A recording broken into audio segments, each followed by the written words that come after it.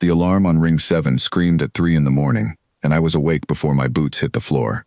My name is Laura Bennett, and I had been a detention officer for 6 years, but I had never heard that particular alarm before. It was not the sound for a fight. It was not the sound for a breach. It was the sound reserved for one thing only, a prisoner close to death, and my stomach dropped the moment I heard it, because I already knew which cell it was coming from. Cell 14. I ran down the corridor with my heart hammering, past guards frozen in doorways, past a medical cart being wheeled too slowly by a nurse who did not understand the urgency yet. When I reached the cell, I saw her through the reinforced glass, curled on the floor, barely breathing, her skin gone the color of ash. Her name was Than. She was a prisoner from the Cathari chorus, the species we had defeated 4 months earlier, in a war that had cost both sides more than anyone wanted to admit. She was young, barely past childhood by her people's reckoning, and she had not eaten a single meal since she arrived on this station. 9 days without food, now her body was giving up. The medical officer, a calm man named Peter Lang, knelt beside her and pressed 2 fingers to her neck. His face told me everything before he spoke. Her pulse is weak. If we don't get nutrients into her in the next hour, she won't survive the night. Then feed her, I said. She won't allow it. Every time we approach with a tray or a tube, she fights us. She would rather die than let us near her mouth. I did not understand it then. I only understood that a teenage girl was dying on the floor in front of me, and nobody could reach her. They moved her to the medical bay, restrained just enough to keep her from hurting herself, and gave her fluids through a line in her arm, enough to keep her alive for a few more hours, but not enough to save her long term. She needed real food, she needed to choose it herself, and she was refusing with every last ounce of strength she had. I stayed outside the medical bay long after my shift ended, watching through the window as she lay there, eyes open, staring at the ceiling like she was waiting for something terrible to happen. That was when Commander Ellis found me. "You've been assigned to her file," he said. "Command wants this resolved before the tribunal delegation arrives next week. A dead prisoner on our ring would be a disaster for the peace talks. Find out why she won't eat, fix it, and if I can't, then we do it by force. Feeding tube, sedation, whatever it takes. But Command would rather this be done quietly, without a fight. That's where you come in." I looked through the glass one more time before I left.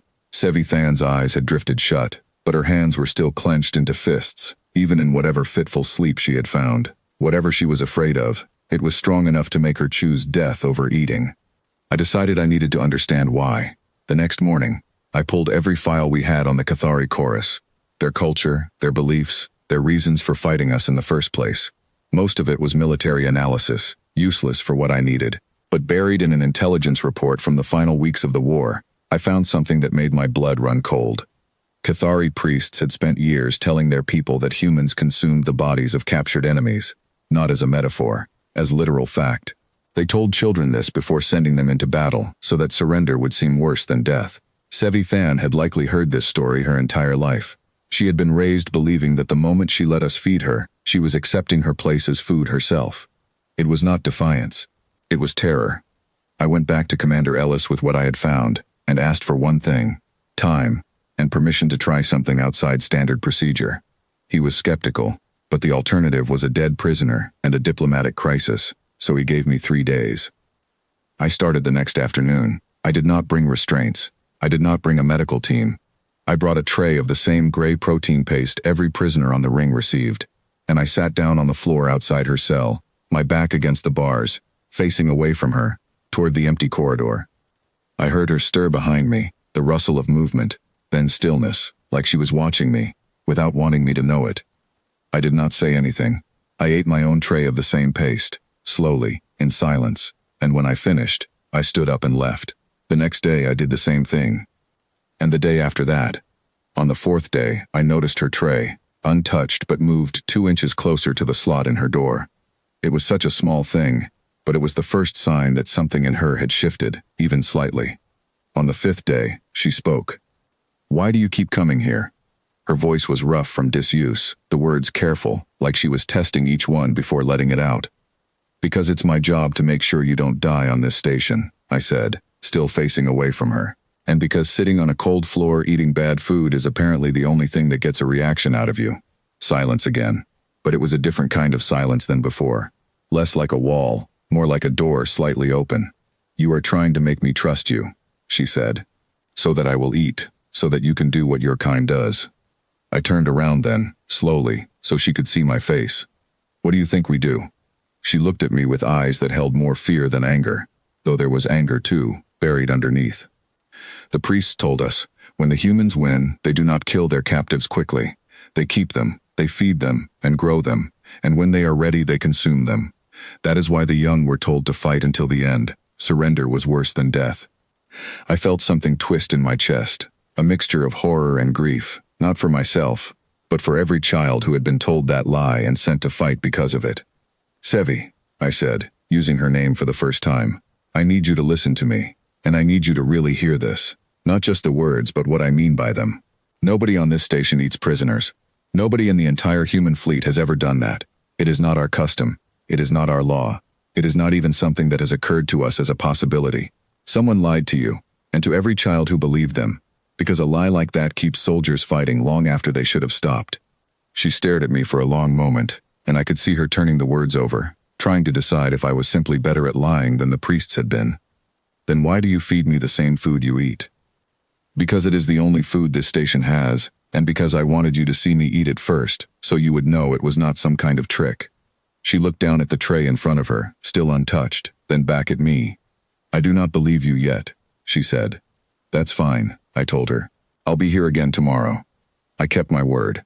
I came back the next day, and the day after, sitting on that same cold floor with the same gray paste, talking sometimes about small things, the weather systems on the station, a dog I once had as a child, the strange lemon smell that clung to the recycled air, no matter how many filters were replaced.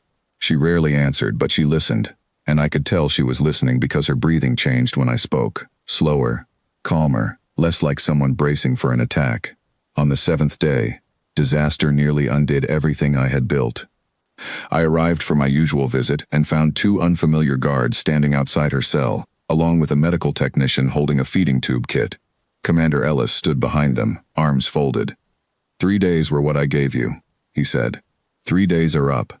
The tribunal arrives in 2 days, and I will not have a dead prisoner on my ring when they land. We do this now, whether she agrees or not. Give me 1 more day, I said. She's close. I can feel it. I can't risk it, Bennett. This isn't personal. It's procedure. Through the glass, I could see Sevi Than's face as she watched the guards approach with the kit, and I recognized the look instantly. The same look she must have worn the day her ship was captured. Pure, animal terror. The look of someone who believed they were about to become exactly what the priests had warned her about. Wait, I said, stepping between the guards and the door. Let me talk to her first. If I can't get her to cooperate in the next 10 minutes, do whatever you need to do, but give me those 10 minutes. Commander Ellis studied me for a moment, then nodded once. 10 minutes, that's all. I stepped inside the cell for the first time, closing the door behind me so it was just the 2 of us. She had pressed herself into the far corner, shaking, her eyes fixed on the small window where the guards and the tube kit were still visible. Sevi, look at me, not at them, at me. Her eyes snapped to mine, wild with fear. They're going to feed me the way the priest said, she whispered. They're going to force it into me, and then they'll know I'm ready. And then, no, I said, kneeling down in front of her, keeping my voice as steady as I could manage even though my own heart was pounding. That tube is not a weapon, and it is not the beginning of anything you fear. It's medicine, the same kind we would use on any of our own people if they were too sick to eat. Your body is failing, Sevi. If you don't take food on your own, in the next few minutes, they will use that tube to save your life, not to prepare you for anything else. I need you to understand the difference because the difference matters more than anything else I have ever told you. She was shaking harder now, tears finally breaking free, tracing lines through the dust on her face. I don't know what to believe anymore. Then believe this, I said, and I reached for the tray of food I had carried in with me. The same gray paste, still warm. I sat down on the floor in front of her, close enough that our knees nearly touched, and I picked up a spoonful and ate it myself, right there, in front of her, so there could be no question of trickery. I have eaten this exact food, in this exact spot, every single day for a week, I said. I am not sick. I am not being fed to become something else. I am simply a person eating a meal, the same as you would be, if you let yourself. I held the spoon out toward her, not forcing it, simply offering it, and waiting. Seconds passed. Somewhere outside the cell I heard Commander Ellis shift his weight, checking the time. Then, slowly, with a hand that trembled so badly I thought she might drop it, Than reached out and took the spoon from my hand. She held it for a long moment, staring at the small amount of paste on its surface, and then, with her eyes locked on mine the entire time, as if daring the world to prove her wrong one final time, she brought it to her mouth and ate. Nothing happened. No trick, no trap. Just a girl, eating a small spoonful of food, and beginning, for the first time in 9 days, to breathe a little easier. I did not call out to the guards right away. I let her sit with that first bite for a moment, let her feel what it meant to have chosen it herself, before I finally opened the door and told them she was eating on her own. The medical technician still insisted on checking her vitals and setting up a fluid line to help her recover more quickly. But there was no tube, no restraint, no force. Just careful, human hands making sure a very young, very frightened girl would live to see the next morning. Commander Ellis pulled me aside afterward, in the corridor outside the medical bay. "I don't know what you said in there," he said, "but whatever it was, keep saying it. The tribunal is going to want to know how we handled this situation, and right now, we have a much better story to tell them than the one I was expecting to write in my report." Over the following days, Than's strength slowly returned. Her crest feathers, which had hung limp and gray since her capture, began to regain a faint hint of color. She still would not speak to anyone but me at first, but she started eating 3 meals a day without resistance, and each time, I made sure to sit with her, even after the danger had passed, because I understood by then that the food had never really been the problem. The problem had been trust, and trust, once broken by a lifetime of lies, does not rebuild itself in a single conversation. It rebuilds itself one small, ordinary moment at a time. One shared meal, one honest answer, one promise kept. On the day before the tribunal delegation arrived, I sat with her one last time before her transfer to a proper housing unit, away from the detention block entirely, now that her medical crisis had passed. "Can I ask you something?" she said, her voice much stronger now than it had been the week before. "Of course. Why did you keep coming back? Even after I refused to speak to you. Even after I accused you of terrible things. Most people would have given up." I thought about how to answer that honestly, without making it sound simpler than it was.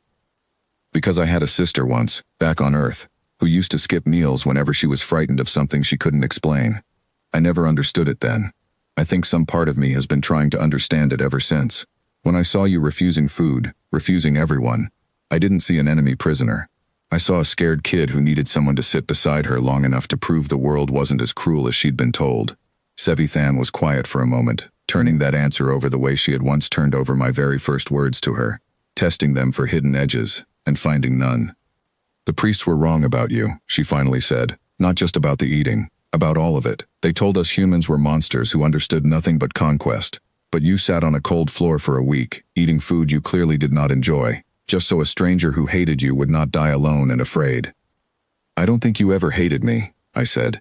"I think you were just terrified. And terror can look a lot like hatred from the outside." She managed a small, tired smile, the first I had seen from her. Maybe both things were true.